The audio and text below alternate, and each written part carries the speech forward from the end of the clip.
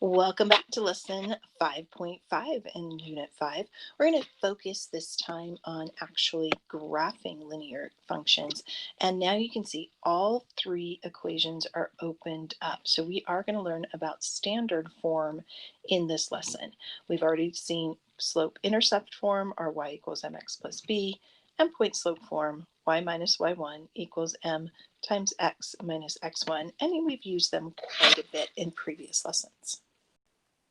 We're going to start out by learning how to graph the two equations below. We're going to put both graphs on the same graph xy axis here. We're going to use a slope, a y-intercept, or a point on the line. The first thing you always want to do when you see an equation like this is just kind of identify its type if it has one. It might not always be in one of these two types, and we'll see what to do later on when that happens. But let's identify. So this one says y equals 2/3 x minus 4. And hopefully you identify right away that this is, yes, it's the slope-intercept form. And for the second equation here, y minus 3 equals negative 3 x plus 2. What form is that? And that is point slope form. So if it's slope intercept form, we do want to find both the slope and the intercept, and we can identify those two things pretty quickly. The slope here is always that number in front of the x, so that 2/3, and the y-intercept, that b, is that negative for whatever's being added or subtracted. So that's always where I like to start when I graph. So another way of thinking this is the point on the y-axis.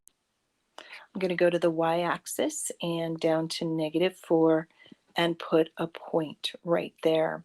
So my slope, remember, is my rise over my run. So this is telling me from any point on my line to rise to. So go to this previous point, and you can see I'm going to go up 2 here, and I'm going to run 1, 2, 3 values to right there. And then I always like to do that twice. It just makes it a little easier to draw in my line. So run, rise 2, run 3. So right to there. And then draw in a line through those 3 points. I would also recommend using a ruler or some kind of paper with a hard edge to help you out here. And last, don't forget to put arrows on the end of your line to indicate that that goes on continuously. So I'm just going to put a letter to show that this was example A right here. I think point slope form is a little bit trickier because you run into the issue with those negative values. So let's just review some parts of point slope form. The slope is always in front of that parenthesis and after the equal sign. So the slope is not too difficult to find. But I like to put it always, if it's a whole number, put it over 1 so that I can remember that my run is going to be a 1. Now, my rise or my run can be negative, but not both of them. The part that's a little difficult is finding our x and our y value. So our x value is right here, but we need to remember that it's always the opposite. So if that's a positive 2, that means originally it was a negative 2.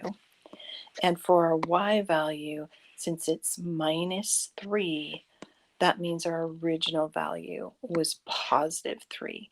Remember, when I put it into that formula, it becomes the opposite sign. So point slope, you just always have to remember that. I'm going to start at that point. I'm going to go to -2 and up 3. 1, 2, 3. And this is my starting point for point slope form. My slope, I'm going to rise 3 and run -1. I'm just going to show you that. Rise 1, 2, 3, run a -1. That would be a negative 3 as slope. I could also go back to my original point and run down 3 and then run a positive 1. So this is a very steep line, and I'm going to go ahead and draw my line through it now.